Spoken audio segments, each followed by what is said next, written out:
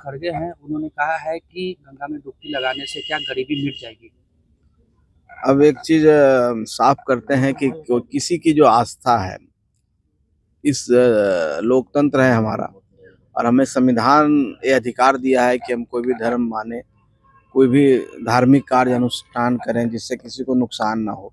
तो एक लोक आस्था सनातन धर्म है, उस पर अंगुली उठाने का हमको नहीं लगता है कि मल्लिकार्जुन खड़गे जी का कोई अधिकार है।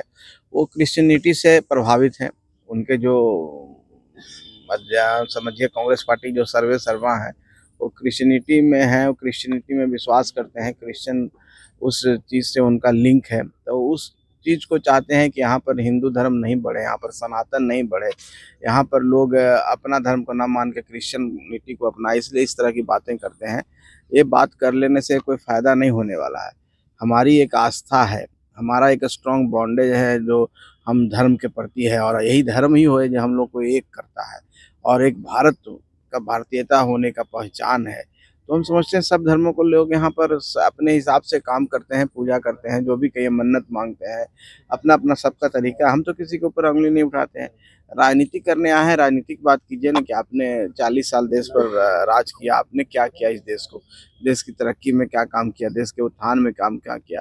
आज हम लोग की सरकार है, एनडीए की सरकार है, आज देखिए कितना विकास हो रहा है, किस तरह से देश दुनिया में हमारे देश का नाम हो रहा है। तो हम समझते हैं कि अपनी नाकामियों को छुपाने के लिए लोग इस तरह की बात कर रहे हैं। महाकुंभ आस्था का पर्व है, ये 12 साल बाद आता है। आप देख रहे हैं कि 40 करोड़ जनसंख्या वहां जाने वाली है, जैसा कि सबका आकलन है।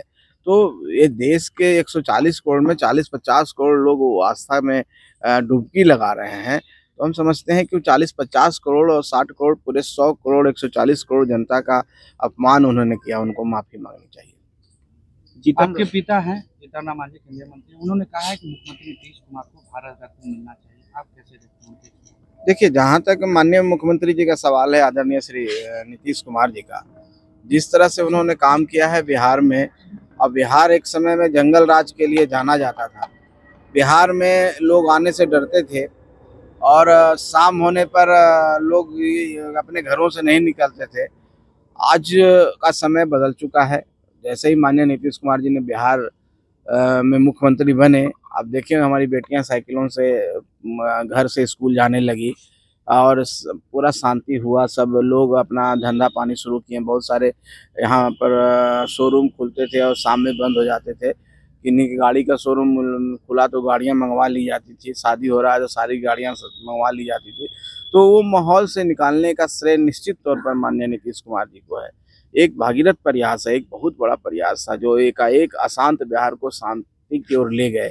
उसके बाद इंफ्रास्ट्रक्चर डेवलपमेंट, आप देख रहे हैं कि पहले बिजली नहीं आती थी, हम लोग छतों पर इंतजार करते थे, बिजली आती थी तो पूरे मोहल्ले में एक बार हल्ला होता था और सब लोग नीचे जाते थे सोने के लिए। अब उसी बात नहीं है। तो रोड आप देखें, बिजली के क्षेत्र में देखें, किसी भी इंफ्रास्ट्रक्चर के क्षेत्र में देखें, रोजगार की बात करें, नौकरी की बात करें, अब उद्योग धंधे भी बिहार में आने लगे हैं। तो सब मिला करके हम सुशासन का राज है, कानून का राज है, और शांति है, और तरक्की है। तो इतना इस स्टेट को, जो बीमारू स्टेट में गिनती था, उसको हम आगे ले जाने का काम कर रहे हैं। आने वाला 5 साल में हम समझते हैं डेवलप स्टेट के श्रेणी में हम आ जाएंगे। तो जो ये प्रयास है निश्चित तौर पर बड़ा प्रयास है, और इसमें हम समझते हैं, हम भी मानते हैं व्यक्तिगत तौर पर कि उनको भारत रत्न मिलना चाहिए। विधानसभा का चुनाव सर नजदीक है, और ऐसे में हिंदुस्तानी अवाम मोर्चा कितनी सीटों पर अपनी तैयारी? देखिए, फिर वही बात है, हम तैयारी हिंदुस्तानी अवाम मोर्चा सेकुलर पार्टी के तौर पर कहते हैं। तो पार्टी तौर पर ऐसी कोई पार्टी नहीं है जो सब जगह नहीं तैयारी कर रही है, अपनी क्षमता के अनुसार। अब जितनी मेरी क्षमता है, हमारी पार्टी की जितनी हमारी हमारी संगठन क्षमता है, क्षमता का मतलब संगठन क्षमता है, हम सारे सीटों पर तैयारी कर रहे हैं। 243 सीटों पर तैयारी कर रहे हैं। 243 सीटों पर हमारे कार्यकर्ता हैं और हमारे लोग हैं, और सब मेहनत कर रहे हैं। हम चाहते हैं कि ज़्यादा से ज़्यादा हम संगठन के रूप में मजबूत हों, संगठन का विस्तार हम सब सीटों पर करें। बाकी आपका जो इशारा जिस ओर है, वो अभी समय नहीं आया। जब समय आएगा, बातचीत होगी, बैठ के जब सारी बातें होंगी, तो निश्चित तौर पर आपको भी खबर करेंगे कि हम कितनी सीटों पर। आपके पिता लगातार 20 से 40 सीटों की डिमांड ज्यादा ध्यान कितनी सीटों पर रहेगा सर? जितनी सीटिंग सीटें हैं फिलहाल उस पे, या फिर उससे ज्यादा? अब देखिए, आप लोग का तो इस तरह का जो सवाल है, अब इसको हम, आप इसको किस वे में लेते हैं, चाहे हम इसको किस वे में ग्रहण करें, आपकी बातों से तो कुछ अलग ही बात झलकती है, हम उसको अभी मीडिया में नहीं बोलेंगे, लेकिन इस तरह की बातें नहीं करें, अच्छा रहेगा। हम लोग सब समझते हैं, राजनीति में हैं, हम इतना ही कह देते हैं कि किसी गठबंधन में हैं तो विश्वास के साथ हैं, किसी गठबंधन में हैं तो विचारधारा के साथ हैं, और जब विचारधारा एक हो, जब जनता का सेवा करने आए हैं, तो कुछ लोग चक्कर में रहते हैं कि हमको कहाँ से फायदा हो जाए। तो उस तरह के चक्कर में हम नहीं रहते हैं, ना हमारी पार्टी रहती है। ये सीट का कोई मामला नहीं है, सम्मानजनक तरीके से सबका सम्मान अगर हो और सम्मान के साथ सबका समझौता होगा और निश्चित तौर पर होगा, तो उसमें हम लोग खुश हैं। बाकी जहाँ तक बात होगा, ये बात आपको कहने की जरूरत नहीं, हम लोग बैठ करके आज शांति से सब काम कर लेंगे, इसमें कहीं पर कोई इफर्ट नहीं है। संतोष सुमन चाह रहे हैं कि चिराग पासवान को जितनी सीट मिले उतने आपको भी सीट मिले बिहार में। ये कौन कह दिया आपको? कोई तुलना ही नहीं होता है, हम लोग क्यों तुलना किसी से करें? सब अपनी अपनी अपनी बातें करते हैं, हम अपनी बात करेंगे, जब हम बैठेंगे तो अपनी बात करेंगे, हम किन्हीं से तुलना क्यों करेंगे? ये तो बात सही नहीं है।